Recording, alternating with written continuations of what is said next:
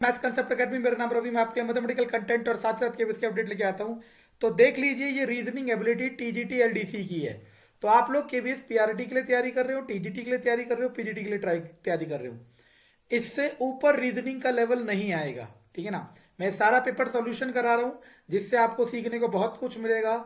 पसंद आए तो लाइक करें, सब्सक्राइब करें, शेयर करें, आपकी इच्छा है। ठीक है ना। चलो देखो, मैंने आपको क्या कहा, सबसे पहले ऐसे एबीसीडी लिख लिया करो।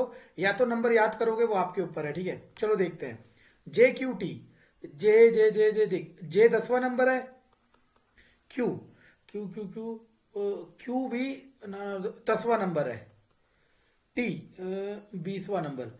अब मुझे ऐसा लग रहा है कि ये स्टार्टिंग से 10, ये लास्ट से 10, इन दोनों को ऐड करके चेक कर लेते हैं। ई 5वां है स्टार्टिंग से, V V V V V V, V 5वां है लास्ट से, जे 10। सही बैठ रहा है मेरा लॉजिक। ठीक है ना। तो इसमें एजेड भी होगा।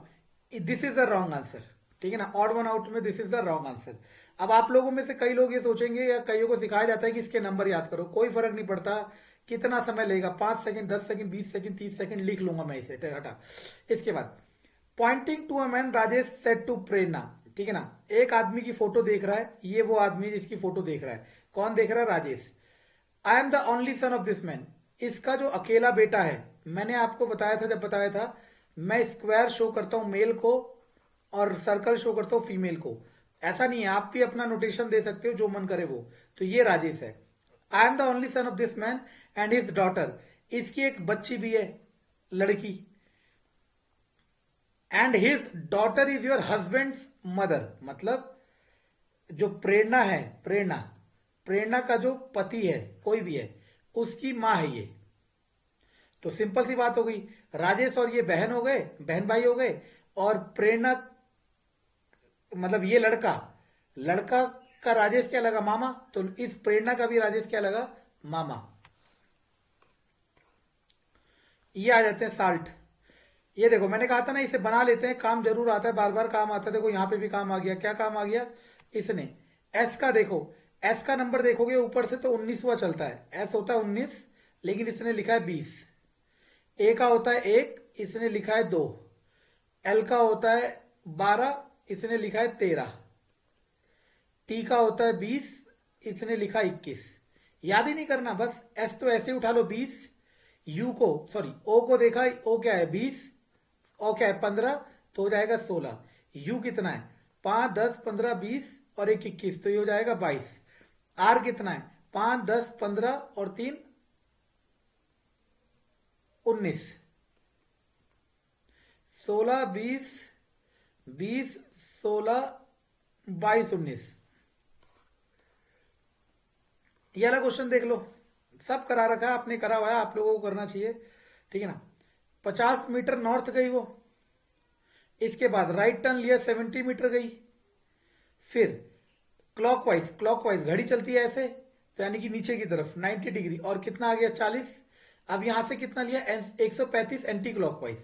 मतलब मान लो आप यहां की तरफ मूव कर रहे हो, तो एंटी क्लॉकवाइज मतलब आप उल्टा चलोगे। 135 का मतलब क्या हो जाएगा?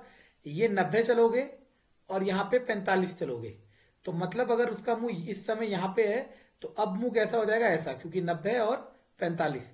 तो आंसर आ जाएगा नॉर्थ ईस्ट। ये रीजनिंग का क्वेश्चन अच्छा क्वेश्चन है। इस लेवल का आपके पेपर में डेफिनेटली देखने को मिलेगा, चाहे आप पीआरटी हो, चाहे कोई सा भी हो। देखो, वो कह रहा है 5 वुमेन है, 1, 2, 3, 4, 5। दो बनाने की जरूरत नहीं है, एक में ही कर देंगे। कह रहा है जो किनारों में है औरतें, एक ने ब्लू ड्रेस पहनी है, एक ने येलो। दो पॉसिबिलिटी हो सकती है, ब्लू यहाँ, येलो यहाँ, या फिर येलो यहाँ, ब्लू यहाँ। एक ही में बना दिया। इसके बाद white dress movement study, white वाली राइट है पिंक के। अच्छा, कई बच्चे पूछते हैं कि सर आपको कैसे पता चला ऊपर कोई मुंह कर रखा है? चाहे आप ऊपर को मुंह मान लो सबका, चाहे आप नीचे को मुंह मान लो सबका, मतलब नॉर्थ की तरफ या फिर साउथ की तरफ, आंसर दोनों ही केस में आता है। इसलिए हम नॉर्थ की तरफ मानते हैं, क्योंकि वो हमारे लिए मोर कन्वीनियंट होता है। ठीक है ना। तो व्हाइट ड्रेस, देखो इसके बाद, white dress women standing the right of pink, sorry, white dress women standing the right of pink. Pink के राइट में व्हाइट है, but left of red, red के लेफ्ट में, ये आपको दे दिया। तो आप इसको ऐसे बना लो, चाहे ऐसे बना लो, दोनों में से। अब कौन सा सही होगा देखते हैं। The red dress women is to the left of yellow. Red वाला येलो के लेफ्ट में हो तो ऊपर वाला सही है और नीचे वाला गलत है, लेकिन वो आपसे पूछ रहा है कि मिडिल वाली कौन सी होगी। तो देखो एक चीज यहां से सीखने को मिलती है जो कि आप लोगों में से बहुत कम समझ पाएंगे क्योंकि वो यहां तक वीडियो में पहुंचे, कि आपका हो सकता है कईयों ने गलती से बना दिया हो, लेकिन केवीएस का रीजनिंग इतना आसान रहता है मेरे हिसाब से कि वो दोनों में ही सही हो रहा है, ठीक है ना। लेकिन आपको सही करना वो अलग बात है। देखो मैंने क्या कहा था, इसमें क्या करना है, इसका मतलब है आप अंदर एंटर कर सकते हो, इसका मतलब है अंदर एंटर नहीं कर सकते। देखो आपको जाना है डब्ल्यू से पी, डब्ल्यू से आर जा सकते हो, हाँ जा सकते हो, फिर आर से पी जा सकते हो, हाँ जा सकते हो, तो यानी कि पहला वाला क्या है, सही।